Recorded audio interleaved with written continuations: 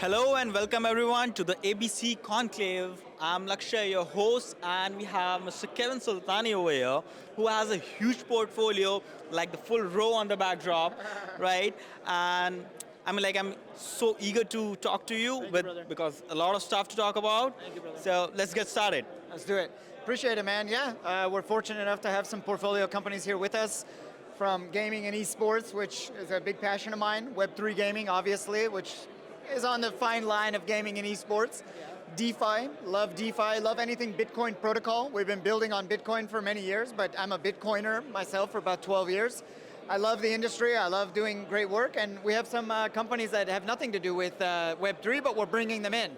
Like AI, which is obviously a cross-border, but not much going on in AI blockchain as pertains to crypto. But we have Wisdom Eyes doing great work, and then we do some work in longevity and health tech as well around the world. Great, and specifically for the AI part that you said, just cross-boarding, Yeah. I think it's intersecting pretty well because AI has been utilizing in various industries, right? And to enhance experience, there are multiple options to do with AI. Right. And speaking of Web3 and your portfolio websites like gaming and esports, Yeah. I think there's a lot more to do with AI. I think AI, look, it's like really high level at like supply chain and blockchain AI, which blockchain gets added in. And then you got like pharmaceutical, which is absolutely amazing, which is happening in AI again. Blockchain AI doing fantastic work for those two. But then you look at AI period with crypto trading. That's going to be massive because how else can you take all of the social data, all of the variable trading metrics, all of those indicators, everything that you have in trading with the social knowledge, and then make a decision for trading very quickly. No human can do that. So that's where AI and crypto trading comes in, but also AI and asset management, AI and wealth management, right? You're going to have a massive thing happening with family offices, multi-trillion-dollar funds that need to make better, faster, stronger decisions. How are you going to do that with humans? You got to do that with AI that are going to give you those answers so that you can make better decisions, lower your operating costs, and make more money, right? So that's the value of AI. People aren't utilizing AI for finances just yet, but it's coming, it's coming. That's where we are all in because AI can enhance your overall analysis of any virtual asset, even non-virtual assets, right? And that's where they get better insights and you can invest better and get the outcomes, right? 100%, 100%. I would say look at what Wisdom Eyes is doing to plug a good company here. They're also here speaking. I think that these companies are targeting an audience from the retail side and the institutional side. It's like 80-20.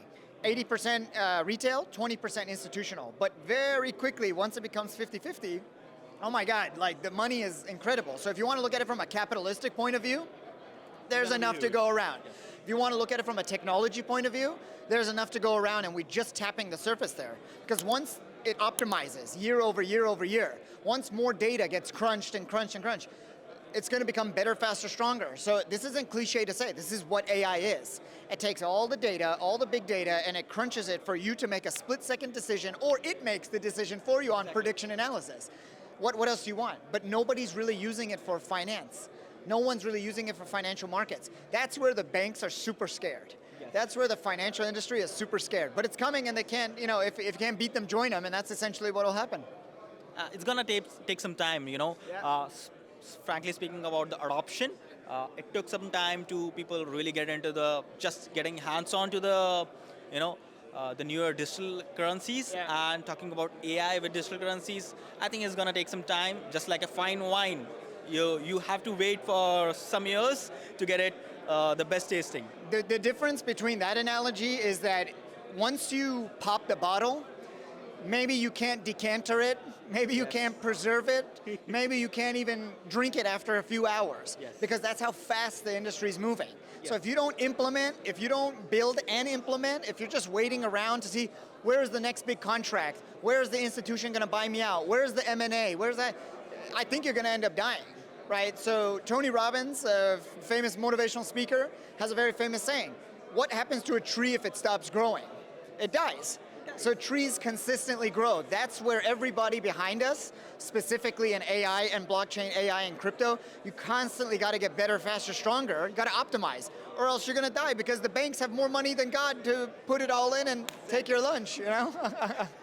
Get on the flight before it takes off. And it's a very thin line. Yes. It's a very thin line. The lucky thing about us is that we're at a moment in history where it hasn't crossed over yet. The institutions haven't taken our lunch yet. They're sitting at the table.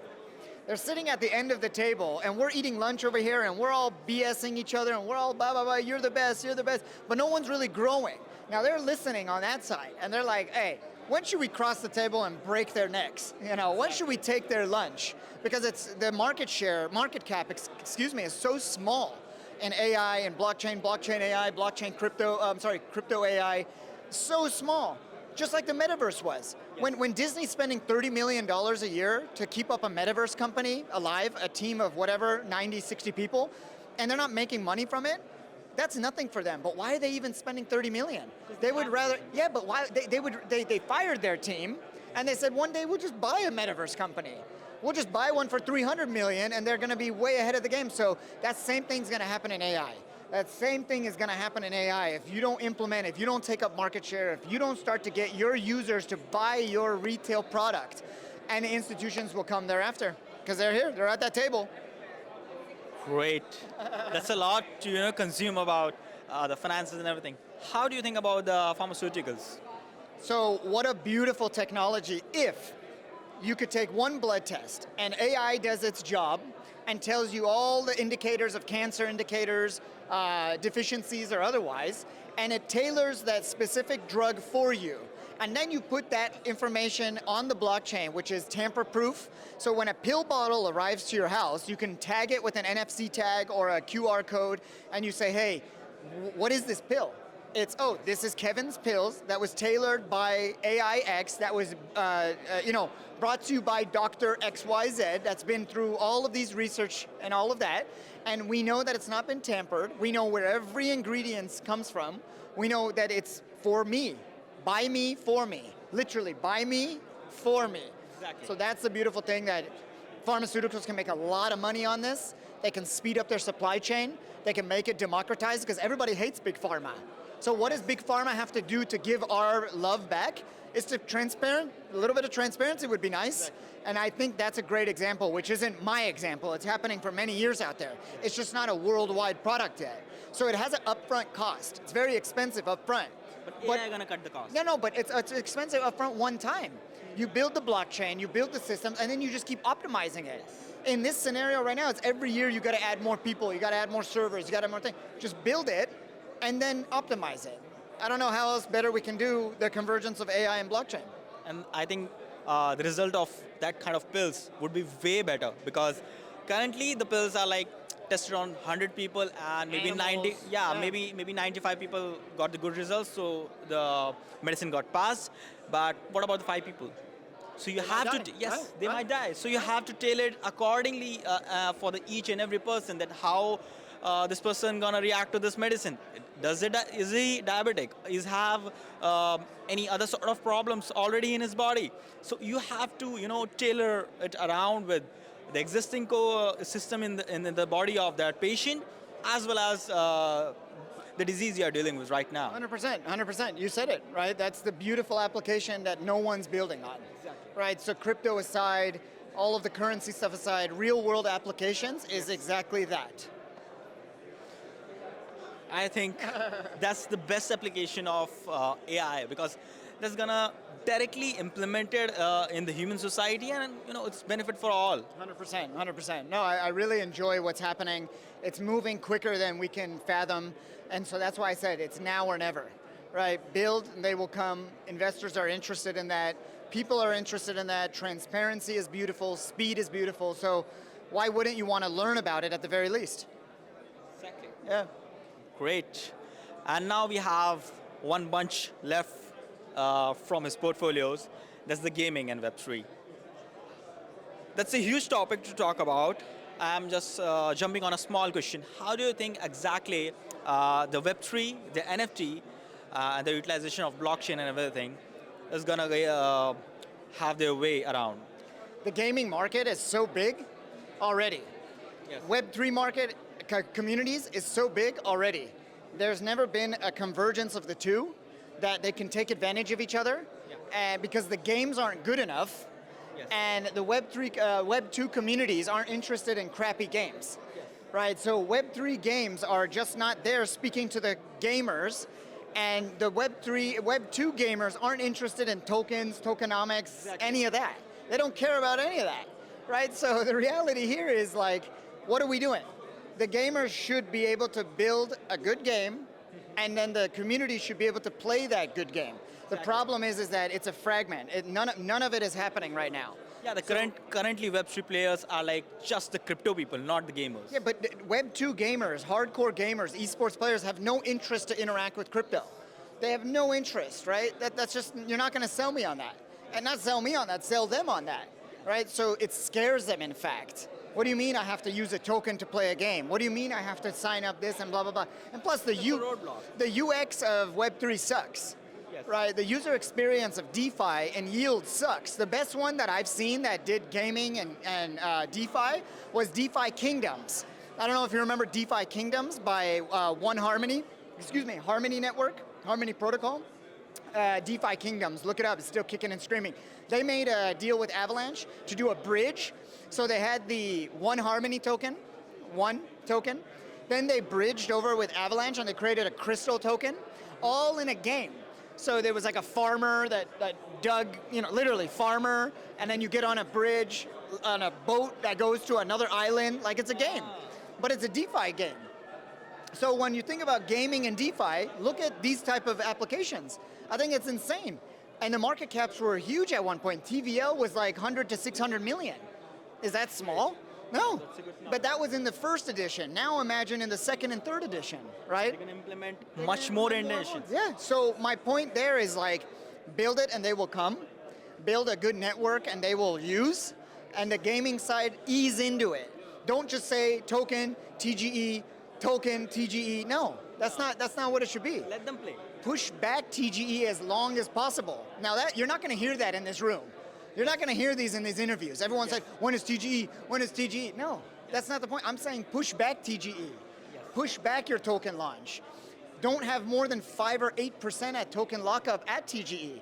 And maybe you can get the gamers to believe in that because they won't be a pump and dump. It won't be just a dump at the beginning because the game sucks otherwise. That's pretty much what you're telling the network. Is that by doing a 50% lockup at TGE or 20%, you're pretty much saying we don't care about our token supply. We don't know where it's going to go. And if something good or bad happens, not my problem. Because the founders and the first 80%, which is usually the founders, the investors, they're already out anyway. Who's left with the bag? The gamers. The users. Now, they never liked your game to begin with. They were just there to cash out. Or they thought it would be a good game and you rug pulled them thinking it was going to be a good game and it wasn't. So it's all just a mess. Build a good game. Push back TGE as far as possible, which again, no one in this room is going to tell you. I'm telling you otherwise, and that's how everyone in this room makes money. But I'm saying hold on to TGE, create lockup of under 10%, maximum 10%. If you're a game, maybe 5 to 8%. Push back as far as you can, build a good product, build a good community, drop the token on them in an incremental vesting schedule. Now you have raving fans that can actually use the token. You have to build Anybody the ecosystem. need a tokenomics major? No, I'm kidding. Yeah, just contact him. He's your guy. No, look, it's a beautiful time to be alive. You got all these technologies, you got all these assets, you got all these tools. And the first thing people go for is 50% at TGE, lockup, pump and dump, da-da-da. It's like, wait. You didn't use any of the AI, you didn't use any of the marketing, you didn't use any of the community. You unlocked it, you had a pump and dump, you went like this on your curve, and then your community hates you. So what, you're going to go build another product with a terrible reputation? No. Try to think of the long game. There's a lot of money to be made in the long game. Don't be so short-sighted. And again, I'm speaking to the gamers out there, gaming developers, and AI guys, right? Speak to your network in the long game. You will be much more satisfied and you'll make a lot of money. Exactly. There should be fun first in the game. Then now you turned me on. Now I'm just, ready to. Great. It was. Appreciate your time, brother. Yes, it was really a hot conversation. multiple industries touching at the small time, and great insights. Thank you, brother. Thank you for Thank you having so me. much for your time. We'll see you again in another editions as well. See you. Take care. Pleasure meeting you.